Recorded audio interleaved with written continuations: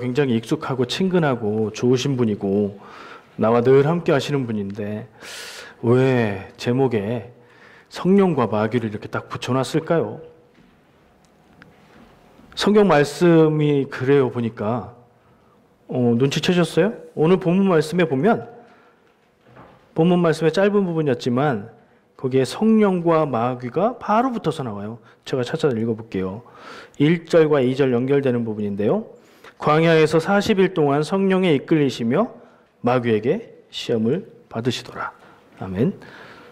다른 복음서도 다 기록하고 있어요. 공관 복음서, 다른 복음서들도 기록하고 있는데 표현이 좀 달라요. 근데 누가복음은 유독 성령과 마귀를 가까이 써놨고 그리고 거의 같이 성령이 이끄시는데 마귀가 시험을 동시에 한 것 같은 표현으로 표현을 하고 있어요. 저는 이 부분이 이상했어요. 왜 이렇게 썼을까? 그래서 그 부분을 놓고 말씀 준비하면서 생각하고 묵상하고 공부하고 그렇게 했어요. 그 내용들을 함께 나눠 보려고 합니다. 사람은요, 영적인 존재라고 얘기하죠. 근데 눈에 보이는 거는 사람의 육체 그리고 사람이 하는 행동이에요. 근데 사람을 보면 처음에는 겉모습, 육체의 모습만 보여요. 잘생겼다, 아니다, 호감형이다, 아니다, 뭐 그런 것들이 보이죠. 키가 크다, 작다. 근데 그 사람을 알고 그 사람과 대화를 하다 보면 그 사람의 내면이 드러나기 시작해요. 그리고 더 깊이 알기 시작하면 영적인 부분까지도 느껴지기 시작하죠. 그때 가서 알 수 있어요. 겉으로 봐서 눈으로 봐서 몇 번 만나서는 사람의 외모만 알 수 있을 뿐이고요. 정말 영적으로 어디에 속해 있는지 영적인 존재라고 했잖아요. 그러면 영적인 세계 안에서 영적인 질서 안에서 영적인 소속이 있다고 우리는 얘기하죠. 여러분 어느 소속이면 좋겠어요? belong to God. 하나님에게 속한 영적인 존재. 그게 성도인 줄 믿습니다. 근데 우리가 어떨 때는요. 남 얘기가 아니라 내가 어떨 때는 마귀에게 붙들림 받아서 마귀가 나를 딱 잡아가지고 그냥 사용할 때가 있어요. 그때는 뭐예요? 어디에게 속했어요? 마귀에게 속한 거예요. 그때는. 그러니까 제 얘기는 하나님에게 속한 사람 따로 있고 마귀에게 속한 사람 따로 있는 게 아니라 우리가 성령 충만하고 하나님을 따라 살아갈 때 그럴 때는 하나님에게 속한 상태인데 우리가 연약한 부분이 생기고 약해지고 흔들리고 빈틈이 보이면 바로 마귀가 우리를 붙들고 사용하면 그때는 우리가 마귀에게 속한 삶을 살아가게 된다는 거죠. 마귀에게 속한 사람이 따로 있는 게 아니고 나도 그럴 수 있다. 이 사실을 한번 생각하면서 나누고 싶어요. 그럼 나 스스로 나는 대체로 하나님에게 속했는가 마귀에게 속했는가 다른 건 없다고 생각했을 때 어느 쪽일까 한번 생각해보고 어떻게 하나님에게 속한 사람이 될 건가 하는 답을 함께 찾으며 나눠봤으면 좋겠어요. 오늘 본문 말씀을 놓고 생각해봤습니다. 우리가 다 알듯이 예수님께서 세례받으셨어요. 세례 요한에게 세례받으시고 성령이 충만하게 예수님에게 임하셨어요. 그리고 그 성령님은 예수님을 광야로 이끌어 가셨어요. 광야에 가서 금식하면서 뭔가를 준비하신 것 같아요. 광야는 언제나 훈련하고 연단하고 준비하는 그런 공간이거든요. 40일 동안 금식기도 하신 후에 오늘 말씀의 끝부분 잡수시지 아니하시니 날수가 다함에 줄이신지라 배가 굉장히 고픈 40일 금식은 보통 하지 말라고 해요. 사람의 인체가 40일을 아무것도 안 먹으면 위험할 수도 있거든요. 근데 어쨌든 예수님은 40일 금식을 하시고 굉장히 줄이신 상태인데 그때 마귀가 찾아와서 예수님을 시험했다 하는 얘기예요. 또 마귀가 찾아와서 예수님을 시험한 내용이에요. 어디 감히 마귀가 예수님을 시험해요? 하나님의 아들, 구세주, 곧 하나님과 같으신 하나님이신 분인데 마귀가 예수님을 시험한다고요? 이 생각부터 들더라고요. 그러면 마귀에게 시험받은 마귀에게 시험받은 예수님은 사람이에요, 하나님이에요? 우리의 생각으로 판단할 때 사람이에요. 예수님은 사람이고 하나님이라고 얘기하잖아요. 인간으로 태어나셨고 우리와 똑같은 삶의 환경 가운데서 우리와 똑같은 아픔과 어려움을 겪으셨다고 이야기하잖아요. 그 면에서 사람인데 그 사람의 측면에서 마귀의 시험을 받으신 거라는 거예요. 우리가 그걸 기억할 필요가 있어요. 제가 생각한 첫 번째 거는요. 첫 번째 내용은 이스라엘의 모습과 비교가 된다는 거예요. 물론 주석을 보고 공부를 하다 보니까 그런 내용이 나오더라고요. 무슨 얘기냐면 이스라엘 백성이 이집트에서 나왔죠. 출애굽했죠. 그리고 가나안 땅으로 갔어요. 얼마나 걸렸어요? 그 기간이? 40년. 숫자 40이 일단 겹쳐요. 예수님이 금식 기도하신 시간이 40일. 이스라엘 백성이 광야 생활한 거 40년. 비슷한데? 광야 장소도 비슷하고요. 광야에서 40년의 기간은 훈련의 기간이었다고 얘기하죠. 훈련은 다른 말로 얘기하면 시험이라고 볼 수 있어요. 그래서 제가 이렇게 쭉 정리해 봤어요. 이스라엘 백성이 이집트에서 나와서 광야 가운데서 시험당한 것, 테스트. 이스라엘 백성이 본 시험이 있다면 뭘까? 예수님 세 개니까 한번 맞춰서 세 개로 정리해 봤어요. 첫 번째는요, 굶주림의 시험이었습니다. 이집트에서 나올 때 음식 챙겨 갖고 나왔겠죠. 근데 길을 떠나서 시간이 지나다 보니까 음식이 떨어졌어요. 음식이 떨어졌을 때 그들의 반응이 어땠죠? 우리를 광야에 나와서 죽게 하려고 데리고 왔는가 하면서 모세에게 거의 반란에 가까운 그런 모습으로 불만을 얘기했어요. 하나님의 역사하심으로 음식을 주세요. 그게 뭐예요? 만나를 주셨죠. 만나를 먹어요. 더 가다 보니까 이제 물이 떨어집니다. 또 죽게 생겼다고 모세를 향해서 원망을 쏟아놓습니다. 사실 물 없으면 죽는 건 뭐 사실이죠. 근데 믿음 없는 모습이라고 우리는 지금 생각하잖아요. 우리가 이렇게 볼 때는. 왜 하나님이 기도하면 모세를 통해서 물을 주실 건데 물 주세요 라고 요청하고 기도하는 게 아니라 우리를 죽이려고 이렇게 얘기하는 게 벌써 접근이 그래요. 물이 없었어요. 불만을 토했어요. 모세를 통해서 물을 주셨어요. 먹을 음식도 있어, 물도 있어. 더 가다 보니까 고기가 없대요. 이제 반찬 투정을 합니다. 아, 정말. 예. 근데 하나님은 또 먹을 고기도 주시죠. 근데 그 결과는 제가 이런 관점에서 볼 때, 이런 것들을 시험이라는 관점에서 볼 때, 테스트라는 관점에서 볼 때 이스라엘 백성은 자세가 틀려 먹었어요. 무슨 말이냐면 기준에 합격선이 아니라 fail, 탈락하는 믿음의 수준을 가지고 있는 걸 보여주고 있단 말이에요. 그게 첫 번째예요. 굶주림. 그러니까 굶주림 안에다가 먹을 음식과 물과 고기를 다 집어넣었어요. 제가. 굶주림의 시험에 탈락했어요. 두 번째, 시내산에 도착했습니다. 모세가 여기 기다려라 그러고 산으로 올라갑니다. 산으로 올라갔는데 한 달이 넘어도 모세가 안 와요. 그 모세가 어떤 모세인데요? 눈에 보이는 리더, 능력을 행했던 사람, 하나님의 뜻을 알려줬던 사람, 그 사람이 사라져서 안 나타나는 거예요. 한 달이 넘도록. 이 모세가 산에 올라가서 죽었나? 아니, 모세가 우리를 버리고 도망갔나? 백성들이 어떻게 하죠? 모세의 형 아론에게, 그나마 권위 있는 사람이었던 아론에게 찾아가서 우리를 인도하는 신을 만들어내라. 눈에 보이는 모습으로 하나님을 내놔라 라고 요구해요. 그래서 금붙이 가지고 금송아지를 만들죠. 하나님이 안 계신 것 같을 때, 눈에 보이는 리더가 부재했을 때 믿음으로 견디고 자리를 지키고 마음을 잘 다잡는 그런 모습이 아니라 불안해하는 거. 두렵고 불안한 건 뭐예요? 믿음이 없는 거잖아요. 두 번째 테스트도 탈락. 실패예요, 실패. 이스라엘 백성은 그래요.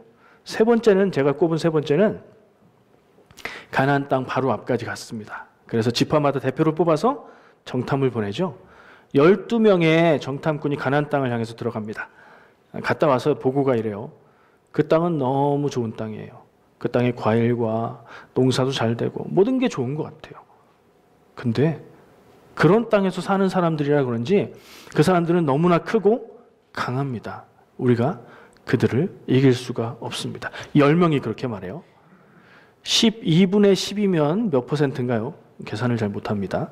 하여튼 대다수가 못 간다 이거예요. 근데 단 2명이 갈 수 있다고 얘기하죠. 그게 누구예요? 여호수아와 갈렙이죠. 여호수아는 모세의 뒤를 이어서 민족의 지도자가 돼서 가나안 땅을 점령하는 사람이고 믿음의 사람이었죠. 갈렙 역시 든든한 믿음을 가지고 나갔던 사람이에요. 12분의 2의 비율로 갈 수 있다. 하나님이 허락하시면 우리 땅이다. 라고 했는데 거기에 대한 백성들의 반응이 뭐였어요? 통곡을 하고 난리를 치고 지도자를 원망하고 그래서 어떻게 됐어요? 그래서 그 자리에서 그 시험까지 탈락하니까 가나안 땅에 들어간 게 아니라 광야 40년이 그때 결정이 되는 거죠.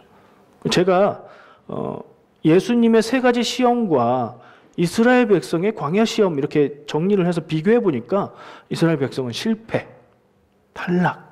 그러나 하나님의 은혜로 40년 훈련 후에 가나안 땅에 들어간 거예요. 그러니까 이스라엘 백성들의 모습으로는 사람의 모습으로는 구원을 이룰 수가 없는 것이 드러난 거죠. 예수님은요. 예수님은 마귀에게 시험을 받으셨고 마귀의 시험 3가지를 패스 하셨죠. 다 패스하셨어요. 그래서요. 예수님이 뭐 1등 트로피 받고 이런 게 아니라 예수님이 마귀의 시험에 통과하신 것으로 그를 통해서 사람의 구원의 문이 열린 거죠.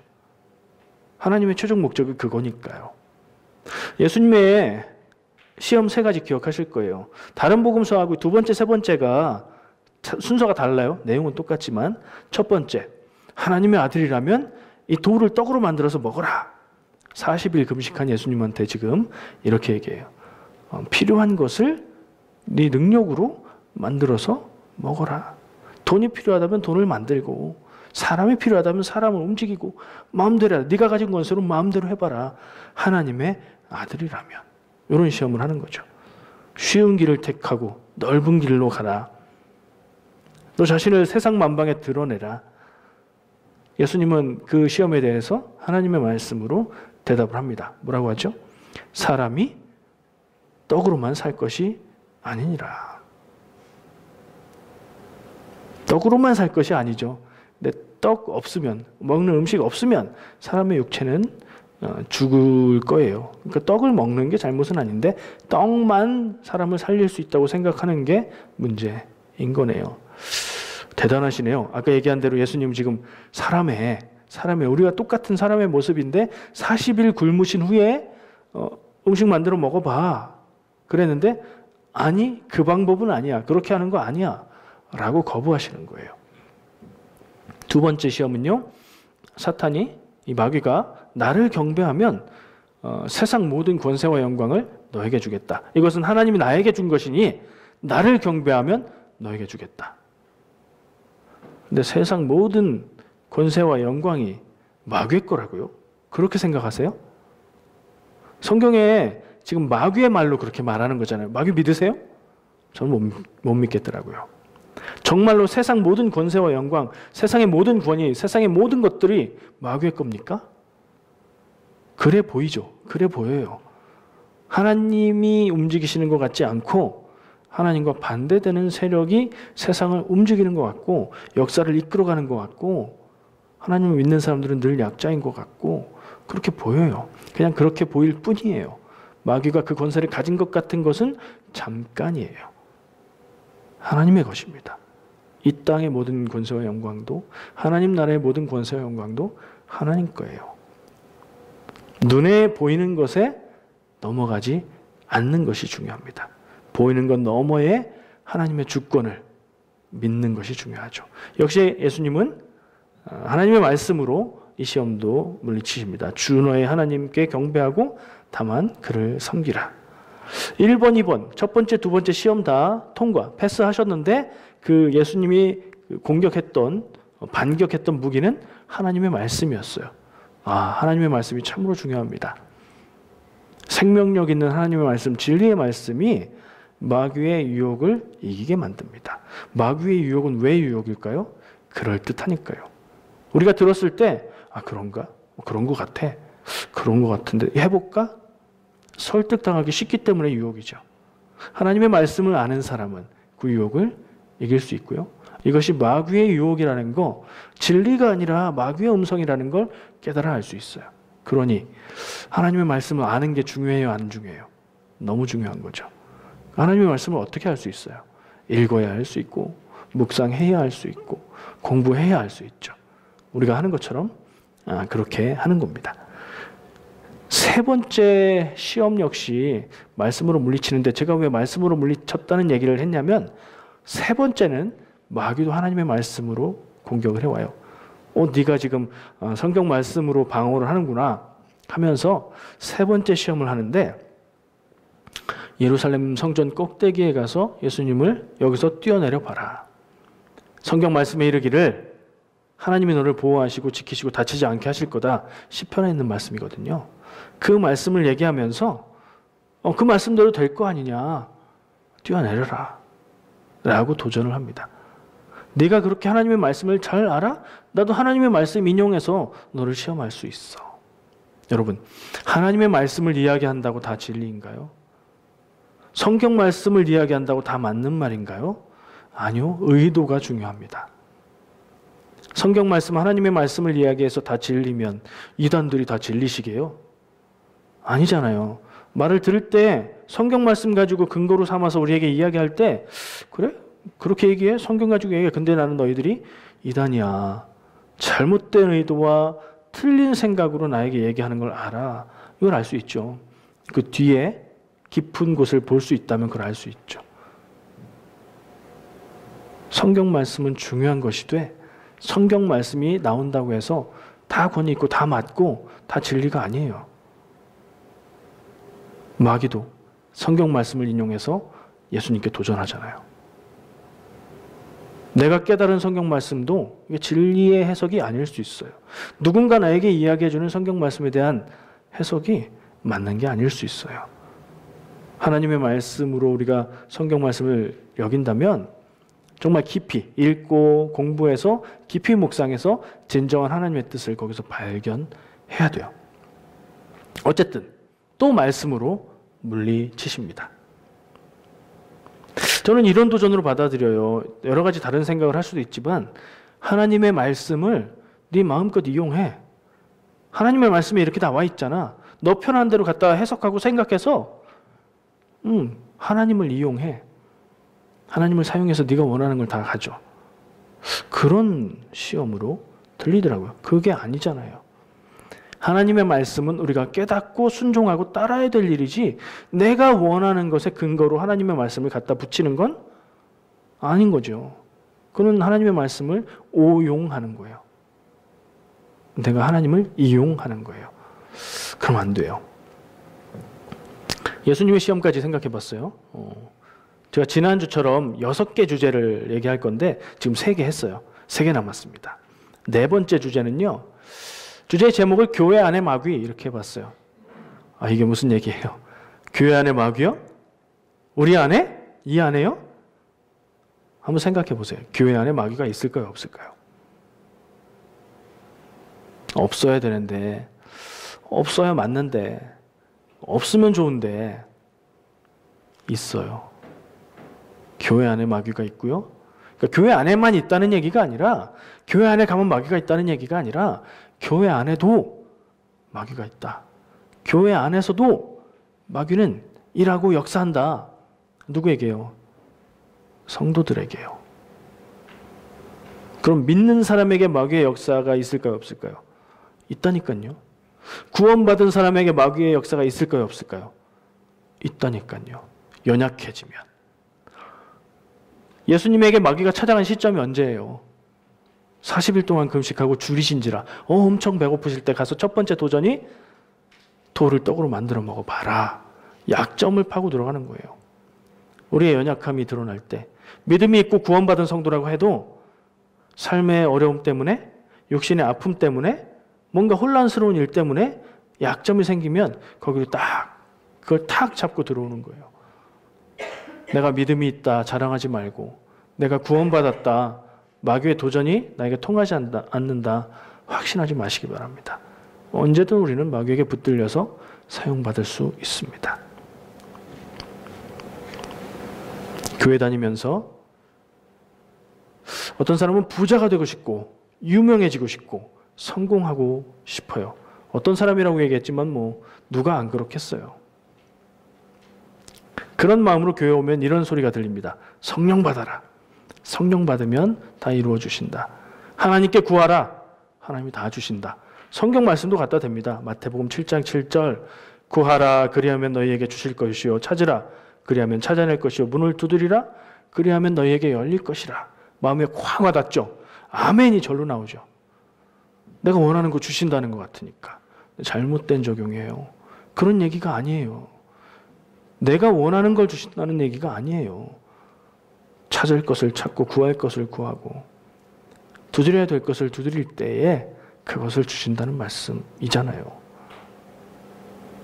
유명해지고 싶고 권위와 영광을 받고 싶고 쉽게 이익을 얻고 싶고 사업하시는 분들, 비즈니스 하시는 분들, 월급 받는 분들이야 얘기가 다르지만 비즈니스 하는 분들은 어떻게 하면 일을 내가 열심히 해서 사람들이 더 많이 와서 이익이 더 생길까 이런 생각하죠.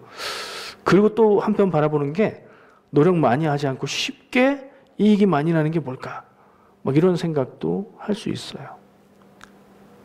그런 일이 뭐가 있을까요? 큰 노력 들이지 않고 정보만 있으면 할 수 있는 거. 투자 개발 이런 정보를 딱 알고 있으면 거기에 딱 사는 거죠. 땅을. 부동산 투자라고 하죠. 부동산 투자는 제가 생각할 때는 투자가 아니라 투기입니다. 토박 같은 거라고 생각해요. 저는 굉장히 부정적으로 봅니다. 내가 살 집을 사는 거는 그게 투자죠. 근데 집도 사고 땅도 사고 여기도 사고 저기도 사서 그게 많이 오르면 차익을 내가 가지리라. 그거는 크리스찬으로는 할 일이 아닌 것 같아요. 그런 생각을 해볼 때 믿는 사람 크리스찬이라면 안 하면 좋겠다 생각되는 직업들, 그런 사업들이 있어요. 내가 얻는 이익이 다른 사람의 망가짐과 피해가 되는 그런 사업들이 있어요. 있죠. 생각해보면. 그런 거 우리는 하면 안 될 것 같아요. 거기에는 분명히 큰 이익이 따릅니다. 나쁜 일이기 때문에. 근데 믿음의 사람들은 그걸 바라고 나가는 건 아닌 것 같아요. 하나님을 이용하려는 마음은 안 된다. 그것은 믿음이 아니다. 아무리 간절히 기도하고 아무리 신앙생활의 모든 것들을 열심히 해도 내가 원하는 복 얻기 원하는 것, 하나님을 나의 마법 램프의 지니처럼 생각하고 사용하는 것이라면 그건 믿음이 아니다. 그렇게 저는 생각합니다. 5번째, 오늘 제목 가지고 아까 제가 얘기할 때 말했던 내용이에요. 성령의 인도하심을 따라서 마귀도 함께 사역을 한다. 예수님에게도 성령이 충만해서 성령님의 인도를 따라서 광야로 나간 그 예수님에게 그때 마귀가 오잖아요. 약점이 있었기 때문이기도 했지만 성령 충만한 그 순간에도 마귀가 도전할 수 있다. 우리가 아니라 예수님한테도 그랬어요. 세례받으시고 성령이 임하시고 성령이 인도하셔서 광야로 가셨고 거기서 금식한 후에 마귀의 시험을 받으셨어요. 마치 성령님께서 마귀의 시험을 받도록 예수님을 이끌어 가신 것처럼 보일 정도예요. 그리고 마귀의 시험을 다 이기시고 우리의 구원의 길을 여는 길로 나아가셨어요. 우리에게도 마귀는 찾아옵니다. 언제 찾아온다고 했죠? 약점이 드러날 때. 그걸 뭐라고 하죠? 호시탐탐 노린다고 얘기하잖아요. 왜? 늘 지켜보고 있는 거예요. 나를 주목하고 있는 거예요. 내가 믿음의 사람인데 성령 충만한 순간들, 믿음으로 살아가는 순간들, 마음이 단단한 순간들은 멀찍이서 보고 있다가 조금이라도 빈틈이 생기면 그걸로 딱 잡아요. 어떨 때는 우리가 몰라요. 나는 믿음의 사람이야. 나는 신앙생활 하려고 해. 나는 믿음으로 열심히 살려고 해. 그렇기 때문에 몰라요. 마귀가 나를 붙들고 나를 움직이고 있는 것을 몰라요. 나는 믿음 좋은데 무슨 소리야. 난 믿음으로 이렇게 하고 있는데 믿음으로 하나님을 대적할 수도 있어요. 그렇게 되면. 그걸 모르면, 마귀가 나를 붙든다는 사실을 모르면 그럴 수 있어요. 6번째, 마귀는 어디 있을까요? 지금 제가 쭉 나누고 얘기하고 생각한 것들 가지고 한번 떠올려 보세요. 이 마귀는 도대체 어디 있을까요? 내 가까운 데 있지 않을까요? 내 가까운 데서 나를 봐야 되잖아요. 내 가까운 데 어디 껌껌한데 어둠 속에서 나를 이렇게 지켜보고 있을까요? 우리 안에 있다는 생각을 저는 해봤어요. 내가 마귀라는 얘기는 아니에요. 성도들이 마귀다 이런 얘기는 아니에요. 그러나 사람의 내면 속에, 사람의 마음 속에 마귀가 있어서 그 안에서 나를 살피고 나를 바라보다가 내가 든든히 서 있을 때는 아무 역할도 못하는데 내가 연약한 구석이 생기고 내가 흔들리고 혼란스러운 부분이 생기면 그 부분을 통해서 싹 나를 붙잡는 거죠. 그러려면 가장 좋은 데가 내 안에, 내 내면 안에 있는 거잖아요. 여러분, 악마는 어디 있어요? 악마. 마귀, 사탄은 성경에 나오는 말이에요. 근데 악마라는 말은 저는 사람의 발명품이라고 생각합니다. 악마라고 얘기하면 딱 형상이 떠오르죠. 일단 색깔은요, 둘 중에 하나예요. 까만색 아니면 빨간색. 머리에 뿔이 났고 사람처럼 생겼는데 꼬리도 달렸고 창 하나 들고 있어요. 그게 마귀죠. 아니, 악마죠, 악마. 어떤 그림은 보니까 그렇게 생긴 악마가 예수님하고 팔씨름하는 그림도 있더라고요. 잘 표현한 것 같아요. 그 악마는 인간의 발명품이에요. 성경 어디를 봐도 그런 형상의 악마를 이야기하는 곳이 없어요.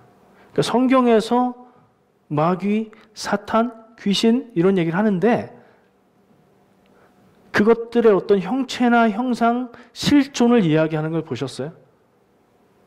지금 예수님을 시험하고 있는 마귀는 어때요? 모습이 있어요? 형상이 있어요? 없어요.